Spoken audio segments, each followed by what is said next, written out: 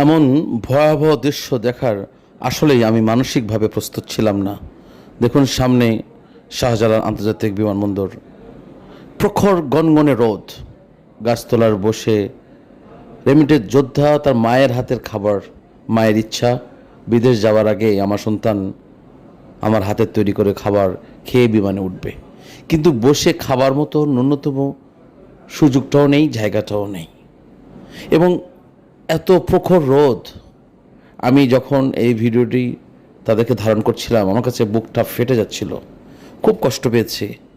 একদম প্রখর রোদ, জাস্ট গাছের কিছুটা ছায়া, সেখানে বসে হয়তো মায়ের হাতে রান্নাটা তারা খাচ্ছে। একটু পরেই সন্তান হয়তো বিমানে চলে যাবে, বাবাও সাথে আছে। আমি শুধু জিজ্ঞেস করলাম যে আপনার কি এখন ফ্লাইট হবে কি না? বলছে একটু পরেই তাদের ফ্লাইট, 1 ঘন্টা 1.5 ঘন্টা পরে বলছে। সো এই দৃশ্যটা আসলে অত্যন্ত অমানবিক। আমরা এই ভিডিওর মাধ্যমে সকল রেমিটেন্স যোদ্ধার মাধ্যমে আমরা আহ্বান করছি, তাদের জন্য কিছু করা দরকার।